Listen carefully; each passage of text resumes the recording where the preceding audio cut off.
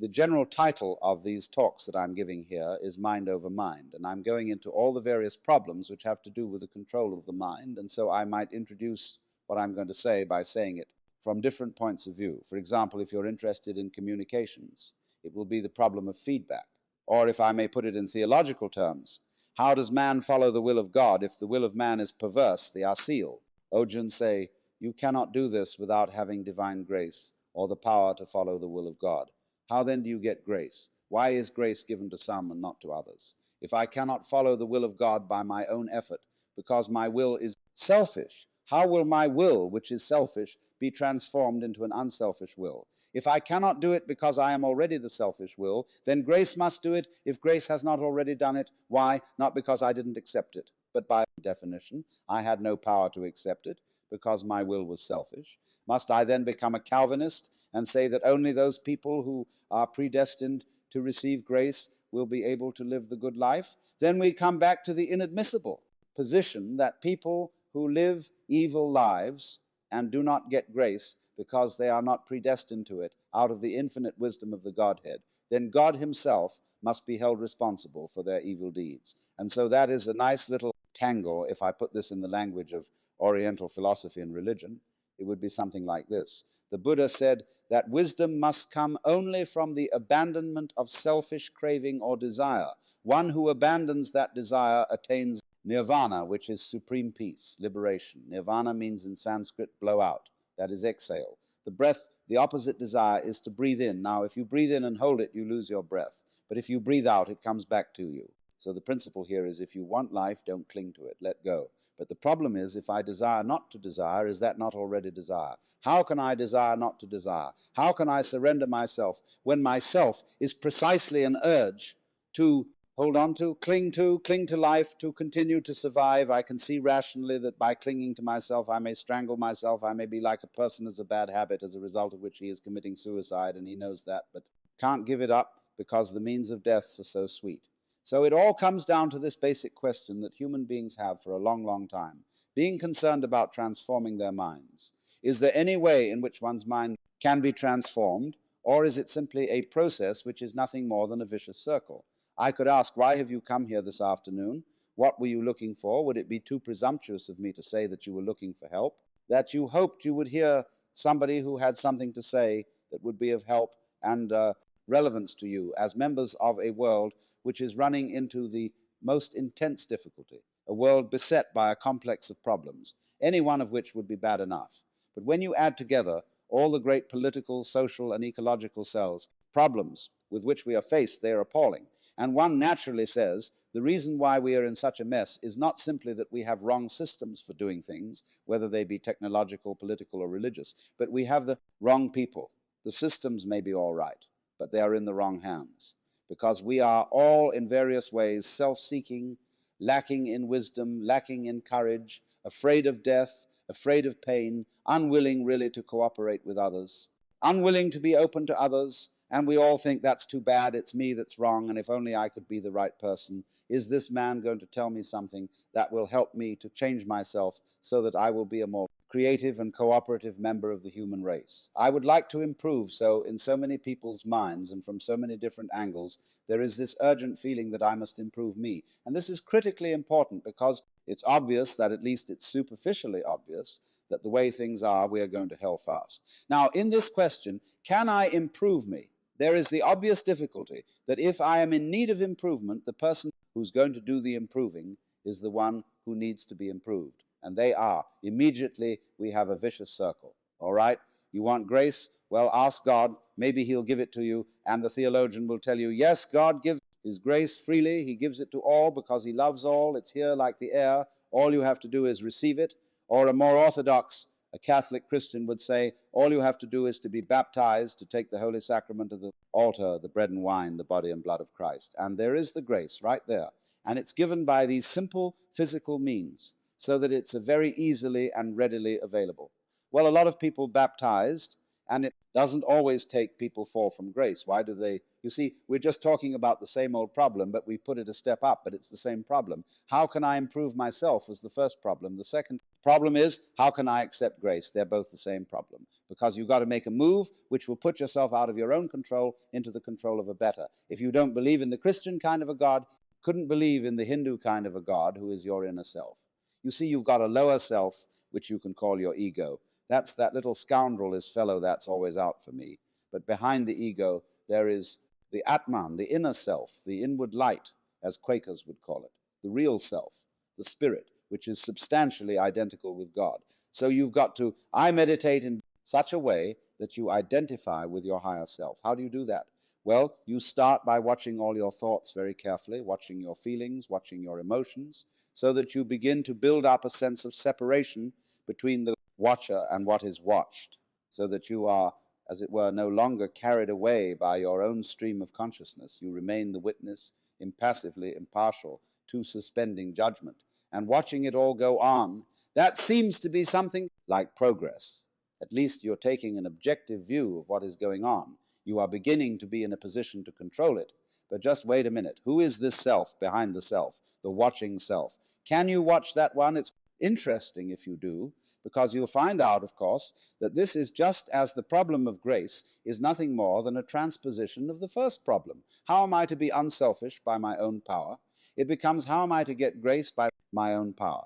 So in the same way, we find that the watching self, or the observing self behind all our thoughts and feelings, is itself a thought.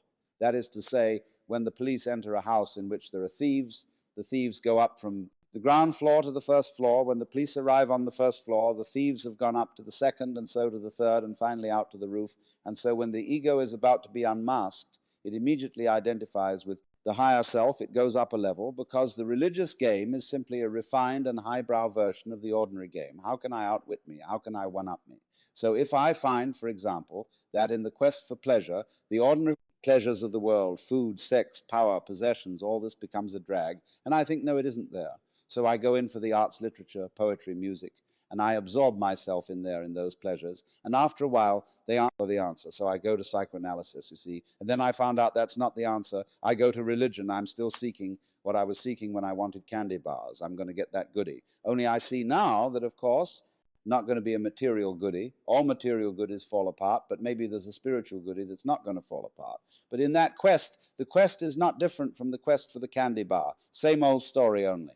You've refined the candy bar, made it abstract and holy and blessed and so on. So it is with the higher self, seer, old ego, and you sure hope it is eternal, indestructible, and all-wise. But then the great problem is how to get that higher self working. How does it make any difference to what you do and what you think? I know all kinds of people who've got this higher self going, practicing their yoga, but they're just like ordinary people sometimes, a little worse, and they can fool themselves. They can say, for example, well, my point of view in religion is very liberal. I believe that all religions have divine revelation in them, but I don't understand the way you people fight about it. You fight and say that we, Jehovah's Witnesses, have the real religion. Others say, well, we Roman Catholic have it, and the Muslims say, no, it is in the Quran and this is the right way.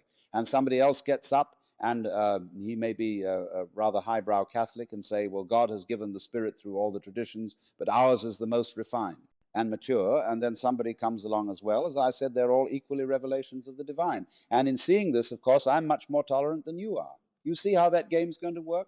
I could take this position, supposing you regard me as some sort of a guru, and you know how gurus hate each other. They're always putting each other down. And I could say, well, I don't put other gurus down. See? That outwits all of them. We were always doing that. We're always finding a way to be one up, and by the most incredibly subtle means. So you see them, then you say, I realize I'm always doing that. Now tell me, how do I not do that? I say, why do you want to? No, well, I'll be better that way. Yeah, but why do you want to be better? You see, the reason you want to be better is the reason why you aren't. Should I put it like that? We aren't better because we want to be. Because the road to hell is paved with good intentions. Because all the do-gooders in the world, whether they're doing good for others or doing it for themselves, are troublemakers, on the basis that kindly let me help you or you'll drown, said. The monkey putting the fish safely up a tree, we white Anglo-Saxon Protestants, British, German, American, have been on a rampage for the past 100 or more years to improve the world. We have given the benefits of our culture, our religion, our technology to everybody except perhaps the Australian Aborigines, and we have insisted that they receive the benefits of our culture and even our political styles, our democracy. You better be there democratic or we'll shoot you. And having conferred these blessings all over the place, we wondered why everybody hates us. See, because sometimes doing good to others and even doing good to oneself is amazingly destructive because it's full of conceit.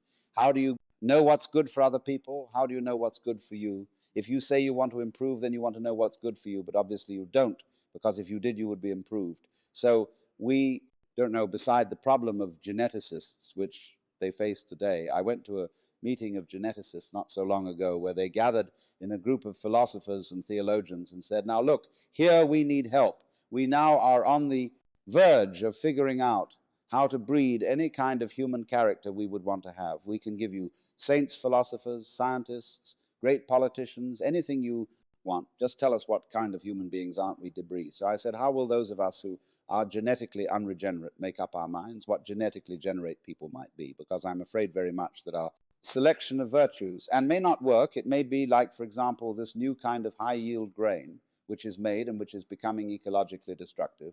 Well, when we interfere with the processes of nature and breed efficient plants and efficient animals, there's always some way in which we have to pay for it. And I can well see that eugenic leap reduced human beings might be dreadful. We could have a plague of virtuous people. You realize that any animal considered in itself is virtuous, it does its thing, but in crowds they're awful, like a crowd of ants or locusts on the rampage. They're all perfectly good animals. But it's just too much. I could imagine a perfectly pestiferous mass of 1,000,000 saints.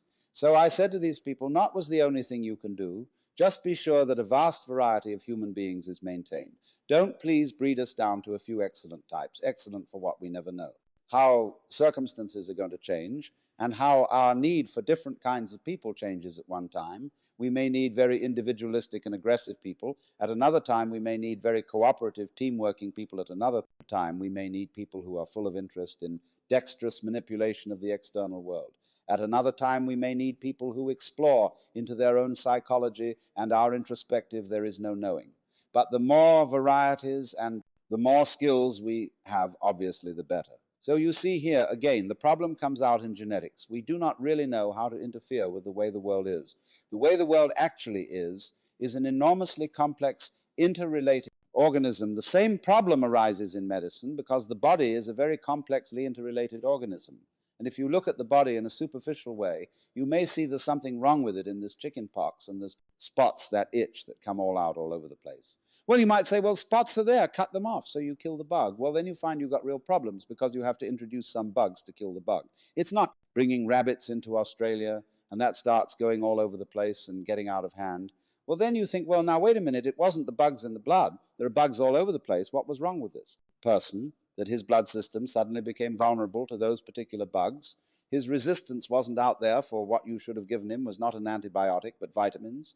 Okay, so we're going to build up his resistance. But resistance to what? I mean, you may build up resistance to this and this and this class of bugs, but then there's another one that loves that situation. He comes right in. See, we always look at the human being medically in bits and pieces because we have heart specialists, lung specialists, bone specialists, nerve specialists, and so on. And they each see the human being from their point of view. There are a few generalists, but they realize the human body is so complicated that no one mind can understand it. And furthermore, supposing we do succeed in healing all these people of their diseases, what do we then do about the population problem? I mean, we've stopped cholera, the black bubonic plague, we're getting the better of tuberculosis, we may fix cancer and heart disease. Then what will people die off? Well, there, let's go on. Living run be enormous quantities of us. Then we have to fix this birth thing pills for everybody. Then we find one of the effects, the side effects of those pills, one of the psychological effects upon men and women of not reading children in the usual way, we don't know, and what seems a good thing today or yesterday by PDT turns out tomorrow to have been a disaster. What seemed in the moral and spiritual sphere to like great virtues in times past are easily seen today as hideous evils. Let's take, for example, the Inquisition in its own day among Catholics. The Holy Inquisition was regarded as we today regard the practice of psychiatry. You feel that in curing the person of cancer, almost anything is justified. The most complex operation is the most weird surgery. people suspended for days and days on end on the end of tubes with X-ray penetration burning, or people undergoing shock treatment, people locked in the colorless, monotonous corridors of mental institutions in all good faith. They knew that witchcraft and heresy were terrible things, awful plagues, imperiling people's souls forever a devil. So any means were justified to cure people of heresy. We don't change. We're doing the same thing today, but under different names. We can look back at those people and see how evil that was, but we can't see it in ourselves. So therefore, beware loud, sir, the Chinese. Philosophers said the highest virtue is not virtue, and therefore really is virtue, but inferior virtue cannot let go of being virtuous, and therefore is not very translated in more of a periphrastic way. The highest virtue is not conscious of itself as virtue, and therefore really is virtue. Lower virtue is so self-conscious that it's not virtue. In other words, when you breathe, you don't congratulate yourself on being virtuous, but breathing is a great virtue. It's a living when you come out with beautiful eyes, blue or brown or green, as the case may be. You don't congratulate yourself for having grown one of the most fabulous jewels on earth. So it's just eyes, and you don't account it to virtue, to see, to entertain the miracles of color and form. But that's real virtue, virtue in the sense of the old sense of the word, of strength, as when we talk about the healing virtue of a plant, that's real virtue, but the other virtues are stuck on their size. They're imitation virtues, and they usually create trouble because more diabolical things are done in the name of righteousness. And be assured that everybody of whatever nationality or political frame of mind or religion always goes to war with a sense of complete rightness. The other side is the devil. Our opponents, whether in China or Russia or Vietnam, have the same feeling of righteousness about what they're doing as we have on our side, and a plague on both houses, because as Confucius said, the goody-goodies are the thieves of virtue, which is the form of our own proverb, the road to hell is paved with good intentions. So in a way, the moral or the immoral of these considerations is that if you are really aware of your own inner workings, you will realize there's nothing you can do to improve in yourself, because you don't know what better is in any case, and you who will do the improving are the one who needs to be improved. And this also goes for society. We can change society. We can get enormous enthusiasm going out of the idea that there is a revolution afoot, and that this revolution is going to set everything to right. Do you know a revolution that ever set anything to right, whether the revolution came from the left wing or from the right wing? The best forms of government that have ever existed in the world. Others which muddled through, well, they didn't have any very clear setup of control, but they muddled along. A kind of what I'll call controlled anarchy seems to work out better than anything else. When we have a great system and great power to put it into effect, there is always more violence, more bloodshed, more trouble. It makes no difference whether it be Chairman Mao or Adolf Hitler. So what instead? Therefore, if we see that you can't outwit yourself, you can't be, shall I say, self-conscious, unself-conscious on purpose, you can't be design Italy, spontaneous, and you cannot be genuinely loving by intending to love either. You love someone or you don't. If you pretend to love a person, you deceive them and build up reasons for resentment. You say, well, I ought to be honest. That's the beginning of oh so many lies you can't imagine. Like when I hear a lot said about love, the big love thing on the way everybody's got to love everybody, but it sings songs about love. Do you know what I do? I buy a gun and bar my door because I know there's a storm of hypocrisy brewing. So let's look at this thing from another point of view, which you will at first think highly depressing. That's supposing we can't do anything to change ourselves. Suppose we're stuck with it. Now, that is the worst thing an American audience can hear. There's no way of improving yourself, because every kind of culture in this country is dedicated to self-improvement, their sake, jogging that deplorable practice. It's a very nice thing to run and to go dancing across the kills at a fast speed. But these joggers like shaking their bones and rattling their brains with running on their heels. And because there's a grimness about it, it's determinately good for. You see, why do you go to school? Now, wait a minute. You may not clap when I'm through. The only one reason for going to school, and that is that somebody's got something here, whether it's a professor or a library, that you want to find out, that you are incredibly interested in how to write Chinese characters or how to understand botany, and you would like to know, you're just interested in flowers, and you would like to find out everything there is to be known about them. That's the point of coming here. Or you might like to know how to practice yoga. The course is now being offered at UCLA on Kundalini Yoga for credit. Pretty funny when I think back 10 years. But the whole point of coming to school is that you're interested in something. You don't come to improve yourself. But the trouble is that the schools got the wrong idea. They gave people honors for learning, and the reward for studying French should be the ability to speak French and enjoy reading French and having fun with French people. But when you get a degree for it, then the degree becomes the point in a game of one-upmanship. And of course, one-upmanship is the main business of the educational community. Today, you learn all the rules of how to be a good professor. It's instructive to go to a professional professors' meeting in my field, which is philosophy. You go to a congress of philosophers and you'll find when they all get together in the bar or in the restaurant and in somebody's room, the one thing they don't talk about is philosophy. It is very bad form. Indeed, to show interest in philosophy among your colleagues, the same is exactly true in clergy gatherings. They don't talk about religion while they both talk about is politics, church politics and academic politics, because it's bad form to be brilliant on a faculty, because it outclasses your colleagues. There, for faculty, people tend to cultivate a studied mediocrity, and you've got to watch out for that.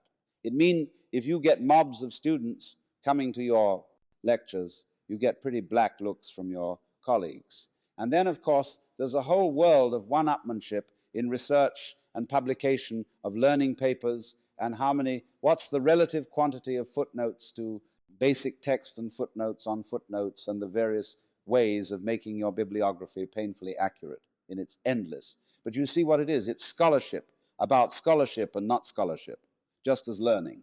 Because learning is good for you is irrelevant to learning. The whole idea of improving yourself by learning is irrelevant to the learning process. And in the same way, doing business is doing business. Doing business, such as manufacturing clothes, is a very good thing to do. I can conceive that it would be extremely enjoyable, something one could be very proud of, to make good clothes, because you need to sell them, because you need to eat. But to make clothes to make money raises another question, because then your interest is not in making clothes, it's in making money, and then you're going to cheat on the clothes, and then you get an awful lot of money, and you don't know what to do with it. You can't eat 10 roasts of beef in one day, can't live in 6 houses at once, can't drive 3 Rolls Royces at the same time. What are you to do?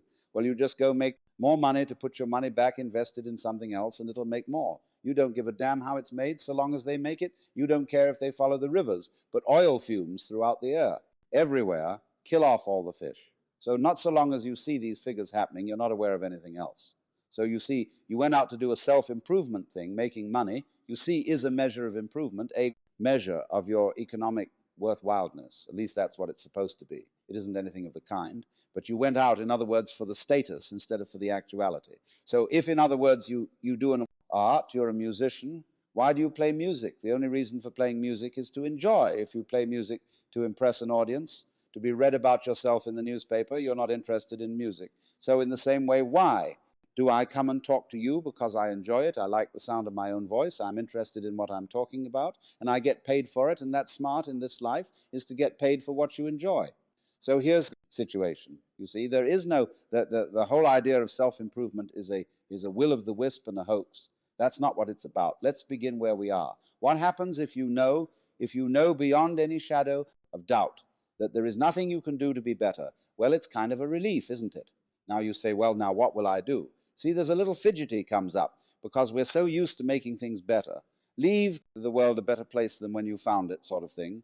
I want to be of service to other people, and all these dreadfully hazy ideas. And so we think, does that little, it's still. But supposing instead of that, seeing that there isn't really anything we can do to improve ourselves or to improve the world, if we realize that that is so, it gives us a breather in the course of which we may simply watch what is going on, watch what happens. Nobody ever does this, you. No, and therefore it sounds terribly simple. It sounds so simple that it almost looks as if it isn't worth doing. But ever just watch what's happening and watch what you are doing by way of reaction to it. Just watch it happen, and don't be in a hurry to think you know what it is. In other words, people look at say, oh, that's the external world. Oh, how do you know? The whole thing from a neurological point of view is a happening in your head that you think there is something outside the skull, is an ocean in your nervous system. There may or may not be, but it's an ocean in your nervous system. You think this is the material world.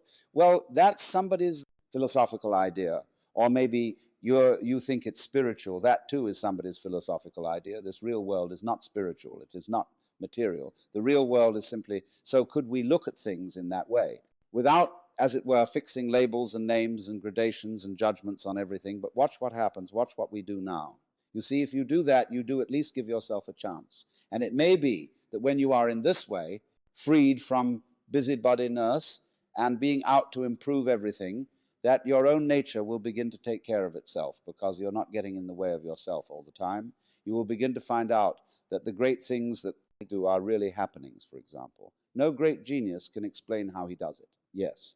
He says, I have learned a technique to express myself because I had something in me that had to come out. I had to know how to give it out. So if I were a musician, I had to learn how music is produced. That means learning to use an instrument or learning a technique of musical notation or whatever it may be.